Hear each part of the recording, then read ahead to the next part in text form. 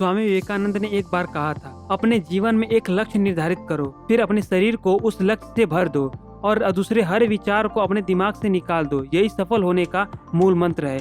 हम में से कई सारे लोग डॉक्टर एपीजे अब्दुल कलाम को अपना इंस्पिरेशन मानते हैं, पर क्या आपको पता है कि डॉक्टर एपीजे अब्दुल कलाम के इंस्पिरेशन कौन थे? वो थे स्वामी विवेकानंद। और सिर्फ यही नहीं, बल्कि निकोला टेस्ला, सुभाष चंद्र बोस, लाल बहादुर शास्त्री और भी कई सारे ऐसे लेजेंड हैं जिनकी इंस्पिरेशन स्वामी विवेकानंद जी हैं।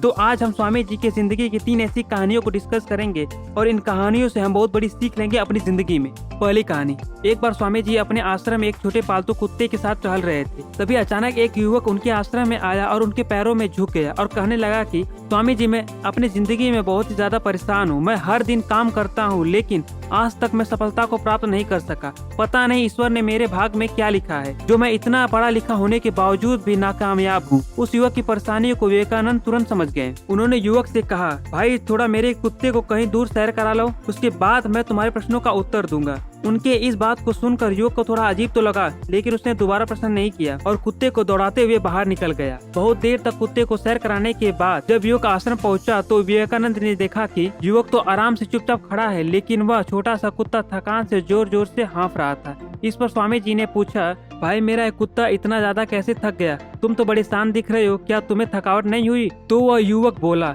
स्वामी जी, मैं तो धीरे धीरे आराम से ही चल रहा था, लेकिन यही बड़ा आसान था। रास्ते में मिलने वाले सारे जानवरों के आगे पीछे दौड़ रहा था, इसलिए एक जैसी दूरी तय करने के बावजूद भी ये इतना ज्यादा थक गया। तब स्वामी विवेकानंद जी ने कहा, भाई तुम्हारे प्रश्नों का उत्तर भी यही है। तुम्हारा लक्ष्य तुम्हारे अगल बगल ही है, वे तुमसे दूर थोड़ी है, परंतु तुम अपने लक्ष्य का पीछा करने के बजाय अन्य लोगों के आगे पीछे दौड़ते रहते हो और इससे तुम जिस चीज को पाना चाहते हो उससे दूर चले जाते हो। स्वामी जी का जवाब सुनकर वह युवक संतुष्ट हो गया और दोबारा अपनी गलती को सुधारने में लग गया। फ्रेंड्स, क्या आपको नहीं लगता आज हम भी इस कहानी के कुत्ते के समान दूसरों को फॉलो करते हुए आ रहे हैं?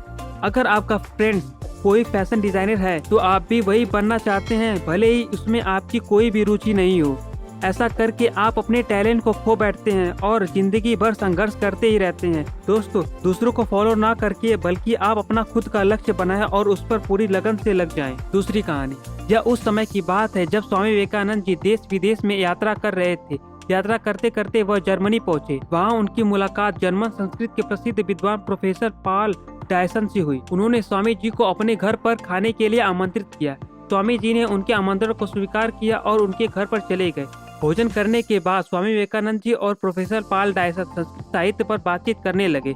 इसी बीच किसी कारण की वजह से प्रोफेसर पॉल साहब को उठकर बाहर जाना पड़ा और इसके बाद स्वामी जी पास पड़ी किताब को उठाकर पढ़ने लगे। वह किताब कविताओं का संकलन था और वे उसे पढ़ने में लीन हो गए। थोड़ी देर बाद प्रोफेसर डायसन अपना काम निपटा कर वापस लौट आए, लेकिन स्वामी जी किताब पढ़ने में इतने ज्यादा हो गए थे कि डायसन के लौटने का उन्हें पता ही नहीं चला। कुछ देर बाद डायसन को लगा कि स्वामी जी जानबूझकर उन्हें अनदेखा कर रहे हैं। पूरी किताब पढ़ने के बाद जब स्वामी जी ने गर्दन उठाई तो उन्होंने देखा कि डायसन सामने बैठे हुए हैं। वे बोले, क्षमा कीजिएगा, मैं पढ़ रहा था, इसलिए आप कब आए इसका मुझे पता नहीं चला।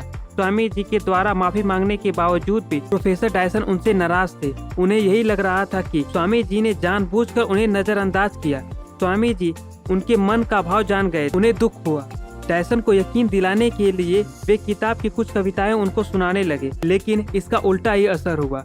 कविता की पंक्तियां सुनने के बाद डायसन ने कहा, लगता है यह किताब आपने पहले भी पढ़ चुकी है। डायसन की इस सोच का कारण यह था कि कोई भी इंसान 2000 पन्नों वाली किताब को इतने कम समय में नहीं पढ़ सकता।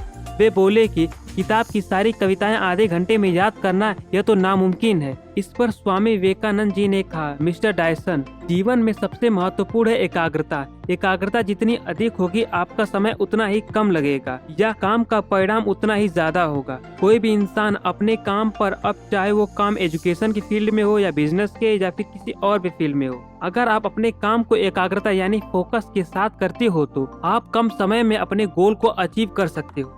तीसरी कहानी। एक बार स्वामी विवेकानंद जी के पास एक आदमी आया और उनसे पूछा, स्वामी जी, भगवान ने हर एक इंसान को एक जैसा बनाया है, फिर भी कुछ लोग अच्छे होते हैं, कुछ लोग बुरे, कुछ लोग असफल होते हैं, कुछ लोग सफल, ऐसा क्यों? स्वामी जी ने विनम्रता पूर्वक कहा, मैं तुम्हें एक कहानी सुनाता हूँ, ध्यान से सुनो। एक बार की बात, देवी देवताओं में सभा चल रही थी कि इंसान इतना ज्यादा विकसित कैसे है, कैसे वह इतने बड़े बड़े लक्ष्य को प्राप्त कर लेता है, ऐसी कौन सी शक्ति है के दम पर इंसान असंभव को संभव कर डालता है।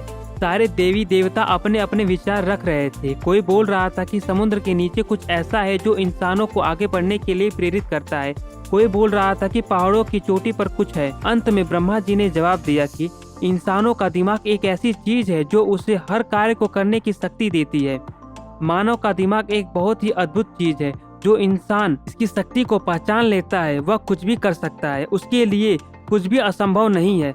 और जो लोग दिमाग की ताकत का प्रयोग नहीं करते हैं वो लोग जीवन भर संघर्ष ही करते रह जाते हैं। हर इंसान की जय और पराजय उसके दिमाग के काम करने की क्षमता पर निर्भर करती है। ये दिमाग ही है जो दैवी शक्ति है जो एक सफल और असफल इंसान में फर्क पैदा करती है। सारे देवी देवता इस जवाब को सुनकर काफी ज्यादा प्रसन्न हुए। इसके बाद स्वामी जी ने आगे कहा, आप जैसा सोचते हैं आप वैसे ही बन जाएंगे। अगर आप खुद को कमजोर मानोगे तो कमजोर ही बन जाओगे। अगर खुद को शक्तिशाली मानोगे तो शक्तिशाली बन जाओगे। यह फर्क होता है एक सफल और असफल इंसान में। एक इंसान अगर कोई काम करता है और उसमें नाकाम हो जाता है तो वह खुद को असफल मान लेता है, जबकि दूसरा इंसान अगर कोई काम करता है और बार बार नाकाम होने के बावजूद भी वह उस काम को करता रहता है तो एक दिन वह उस काम में जरूर सफल हो जाता है। यही फर्क होता है ये एक सफल और असफल इंसान में। तो दोस्तों, मैं उम्मीद करता हूँ कि आपको स्वामी विवेकानंद जी की ये तीनों कहानियाँ पसंद आई होंगी। इस तरह की और भी वीडियो देखने के लिए इस चैनल को सब्सक्राइब करें। तो मिलते हैं किसी और नए इंटरेस्टिंग वीडियो में।